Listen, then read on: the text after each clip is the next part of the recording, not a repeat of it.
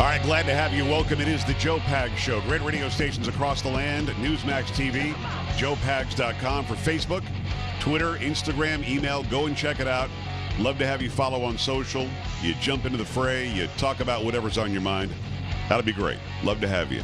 I want to talk a little bit about voter ID or photo ID. It depends on where you are, what they call it. President Obama is out on the stump in North Carolina. He was yesterday in North Carolina. Today, I believe he was in Miami. And he's trying to get minorities to go and vote for Hillary Clinton. I don't know what Clinton has on Obama. They didn't like each other at all 8 years ago. In fact, Michelle Obama said that Hillary Clinton couldn't keep her own house in order. How could she possibly run the White House? I mean, these are not people that like each other. If you believe what Ed Klein says, the author, he says that the Clintons and the Obamas had a meal at the White House, and President Obama was so disengaged that he was actually on his BlackBerry emailing or typing or doing something under the table the entire time. These are not people that like each other much. But he's out there on the stump anyway, and maybe because he thinks there's a better way or a better chance of keeping his agenda going if Hillary Clinton gets in, no matter how dirty she is, no matter how bad a situation that is. He believes everything that he did will be undone by a Trump presidency. By the way, I, for one, would like everything he did to be undone because it just hasn't been anything that would be recognized by the founding fathers. Not even a little bit. But let's go back to photo ID or voter ID. Disenfranchisement. You'll hear about voters being disenfranchised. You'll hear about people not having the right to vote or having their right taken away from them, or voter suppression, for God's sakes. We use all these words, or they do, because they're scary big words. Oh, it's such a scary big word. You're going to take my vote away. And the hope is that it will energize people to go to the polls. Let's talk about reality for a second. Photo or voter ID laws, the first one I believe was in Indiana. Might have been others, but I believe it was in Indiana. Indiana, and that law was challenged to the Supreme Court. The Supreme Court found that Indiana had the right to ensure those who were voting were eligible to vote. So saying that you must have a photo ID, a government-issued photo ID, made sense and was found to be constitutional.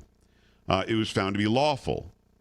Well, then the question became, well, it's a poll tax, isn't it? I have to pay for a driver's license. I have to pay for a state-issued ID. I have to pay for whatever ID is acceptable, whether it's a passport or whatever. I have to pay a fee. Well, states said, we don't want it to be a poll tax because there used to be poll taxes, and that's illegal. It's wrong. They said, well, we'll give it to you for free. If you can't afford to get yourself a driver's license or a state-issued ID, we will provide one to you for free so you can go and vote. Done deal, right? Well, then North Carolina added the law, and then Texas added the law, and some other states as well. And Texas and North Carolina are covered actually under, and they're actually controlled under the Voting Rights Act of 1965. What's covered there is the fact that southern states run by Democrats, don't forget, these are all Democrats in these southern states. Southern states run by Democrats would purposely make it hard for minorities to vote.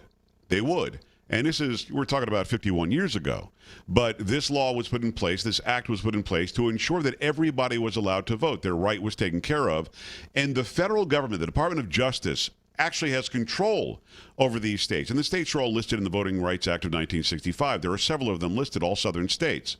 And because of that, Texas's law was challenged, it was stopped, then it was allowed, then it was stopped again. North Carolina's law, I guess, has been thrown out because, again, they're controlled by the Department of Justice. Texas actually does have voter ID right now, photo ID. You've got to go and show a photo ID unless you can prove, or you write a statement, you write an affidavit stating that it is unreasonable how hard it would be for you to get a photo ID.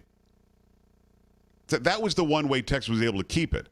It was going to be stopped, but Texas said, well, we'll make a provision for those who can't get a photo ID, that they can fill out this affidavit, they can swear that it is some huge problem so enormous that they can't go and get a photo ID, and then I guess later they'll do some checking and balancing to make sure this person actually was allowed to vote. The argument that it somehow disenfranchises minorities blows my mind.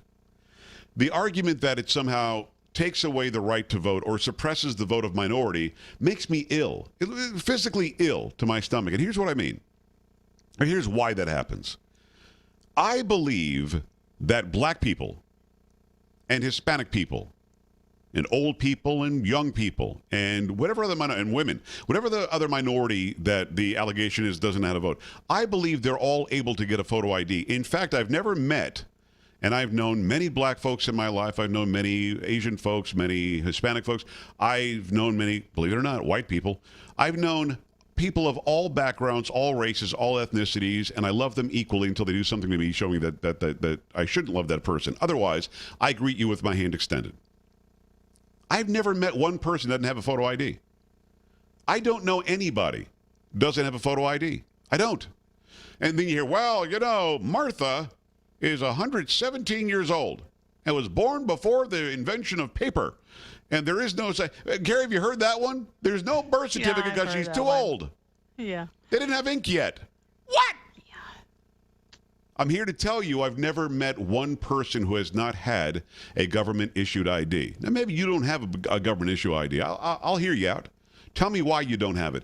I'll never forget the young Hispanic girl from Texas that was like the Democrats' poster child for photo ID, complained that it was too far away. It was too hard for her. She was 18, wanted to vote. It was too hard for her to go to the local Secretary of State office and get a photo ID done. It was too much of a hassle, too much of a burden for her to go to that office to get her photo ID done. You know where she made that argument? Carrie, you know, right? She went to Washington, didn't she? In a court in Washington. Now, maybe I'm the ass wagon, and there's a good chance I am. Yeah. Shush. Okay. But if you can find your way to Washington, D.C., you can go 7 miles down the road and get a photo ID at the DMV. Now, again, maybe I missed it somehow. And then I thought to myself, well, how did she fly? You know what the TSA actually accepted from her as a photo ID? What's that? I don't remember. Her school pass, her school ID. Right. School ID, yeah. And you're like, well, that's a government-issued ID, isn't it? It's not the one. It's not one of the ones that you need to be able to fly through the TSA. That didn't make any sense to me. So, having said all of that, and I'm going to make a statement now, and I want you to tell all your friends this, and I want you to take this to heart. Let me say it as loudly, and I'll say it slowly even. I had a guy write me yesterday, Carrie, who said, I love your show.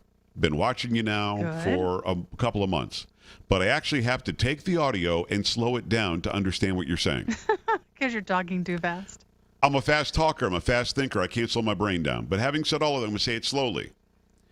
If you believe that asking for a government-issued photo ID before allowing somebody to vote is racist, your thought process in and of itself is racism. You are quite literally saying white men between 18 and 65 know how to do it. Nobody else does. You're quite literally saying black people don't know how to get a driver's license or a government-issued photo ID. You're quite literally saying Hispanic folks don't know how to get a driver's license or a government-issued ID. You're literally saying women don't know how to get a driver's license or a government-issued ID. You are a misogynist, you are an ethnocentric, you are racist, and you're an idiot. Now, if the shoe fits, and if you believe in photo ID is somehow suppressing the vote, I want you to make an argument to me that tells me how exactly I'm wrong and you're right. You are quite literally looking at me and saying, Joe, but hey, Pags, these people don't know how to do it. I believe they do. I believe in black people. I believe in Hispanic people. I believe in American Indians. I believe in Asian Americans. I believe in women. I believe in old people and young people. I believe if there's a will, there's a way. Your suggestion that they can't do it is racist, misogynistic, ethnocentric, and every other phobe and ist you can think of. And it makes me sick. I'm actually sickened by the fact that you think that these people don't know how to figure it out. And to my black friends and my Asian friends and my Native American friends and my women friends and my old friends and young friends, I'm sorry for them.